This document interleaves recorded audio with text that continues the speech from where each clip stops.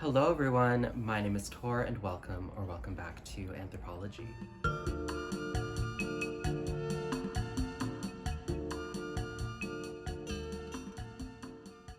All right, thank you for joining me in today's video. I really appreciate it. Thank you for coming back. If you've seen me before, if this is your first time, really appreciate you clicking on today's video. So today's video is going to be a bit of a follow-up.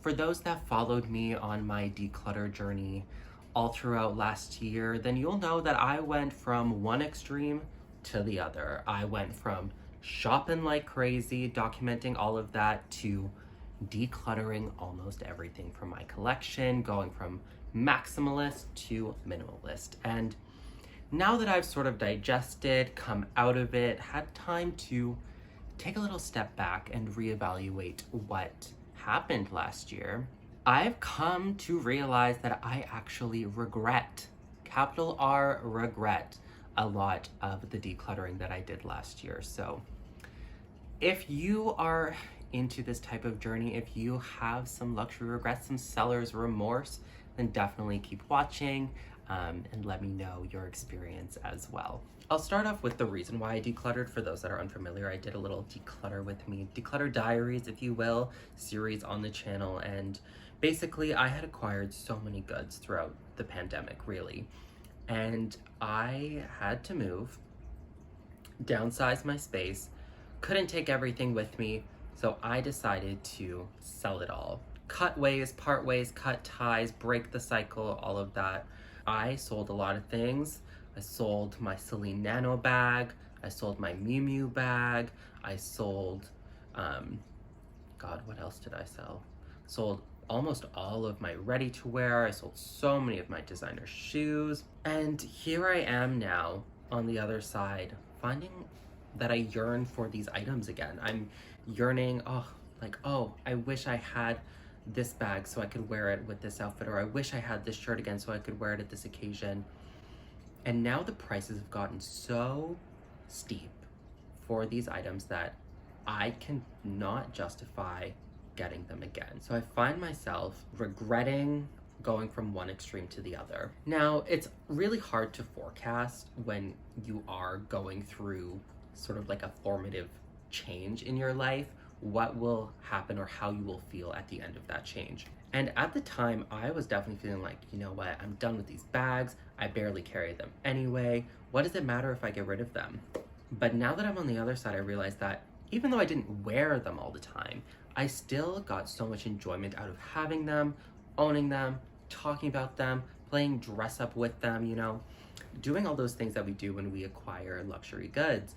And now that I don't have them, I feel like there is a bit of like an emptiness where they once were. Obviously, in the grand scheme of things, they are just items. They're really expensive items, but they are just items nonetheless. So it's not like I'm like aching and yearning and like dying over these products. However, it's more like a subtle thing where I'm like, you know what? I really wish I didn't sell it. I don't know how to reconcile with that. I'm definitely curious to know if other people have gone through sort of an intense declutter and then at the end of it has come to regret selling those items. But for me, the one that I regret selling the most was the Celine Nano in the color Pollen. You know, that bag was truly my holy grail like bag. I had wanted that bag forever. If you were a part of the channel when I got it, when I was so excited, and when I sold it, it was sort of like a spur of the moment thing. We had moved already and we were about to go to Europe, and I was like, I don't even wear this bag. Why don't I sell it, get some money to spend in Europe?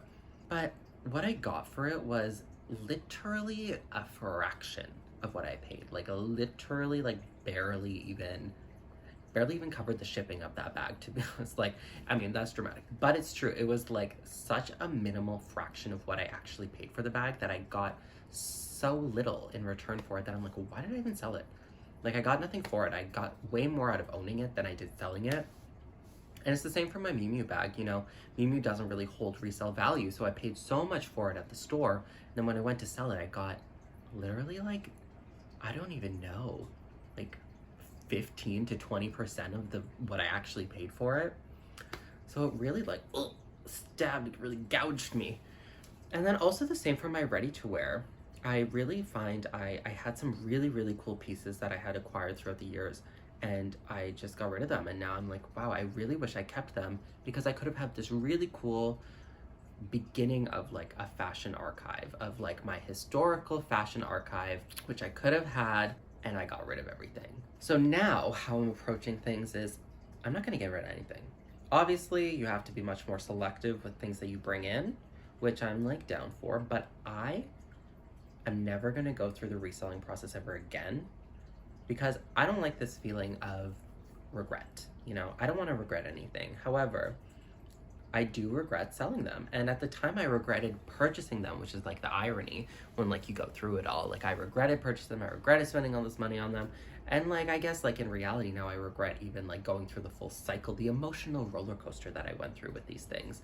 And you know, selling luxury goods it's a roller coaster. You try to do it yourself, you'll have people try to like scam you, shift you, you know, selling on a Facebook marketplace is always a bit questionable here and there. And then if you want to go the eBay route, that's also a nightmare. And then going to consignment, you'll literally get shanked trying to get any money out of these purchases. So it's like, I don't want to go through that hassle again. So I'm literally never going to sell anything ever again. I feel like I live in extremes almost sometimes, where I'm like, either I'm like fully in one thing or I'm fully out of it.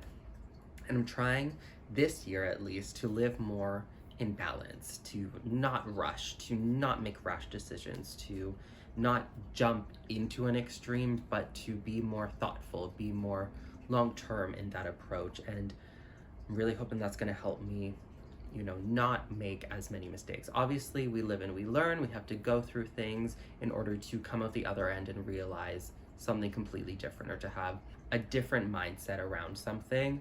And I think for me, this whole experience of purchasing really expensive bags to then selling those bags to then regretting and having seller's remorse, it's really gone to show that it's like I was making rash decisions and I was doing things a bit out of a scarcity mindset, where I felt like I didn't have enough space, or I felt like I didn't have enough money, or I felt like too much of my money was locked up in things that I had to do something to like fix it immediately. Whereas now I don't want to do that anymore. I want a calm, collected life. And I just feel sad because, as I mentioned earlier, like the prices have gotten so sky high that I can't have what I had anymore. And that's okay. You know, things change, people grow, people change. But that would be, I guess, my one lesson that I've learned is like, you don't have to sell everything. You don't have to declutter everything. You don't have to get rid of everything. And I felt like I really did. And there was part of why I took a break from YouTube, is I felt like I was almost being a bit performative for YouTube. Like I felt like decluttering had to be a video. And in that video, I had to declutter something, or I had to declutter everything, or I had to live into this other extreme that I was portraying online to, I don't even know what. But now that I'm on the flip side of it, now that I've woken up from it, I definitely regret selling those bags. I wish I still had those bags, because I won't get them again. So let me know your experience with seller's remorse down below, if you ever had it, how you have gone about changing that, if anything. You know, I've seen a lot of people like they sell something and then they rebuy it again. I don't see that for myself at this current moment. I don't see myself buying what I sold again, because the prices are way more. So it's like I would have spent so much money just to like acquire the good that I already had that I could have got the first time. But it's like, yeah, I would love to know other people's experiences with seller's remorse, how you deal with it, how you go forward to not make the same mistakes that you did again. So obviously this is a very rambly video, it's just a little chit chat, but I felt like I owed it to you all, to the viewers, to say the truth of how I feel about what I brought you all on last year in my declutter diary journey. And you know, I guess this is just a continuation of it. Seller's remorse is like a part of it all. And yeah, so thank you all for watching, and I'll see y'all next time. Bye guys.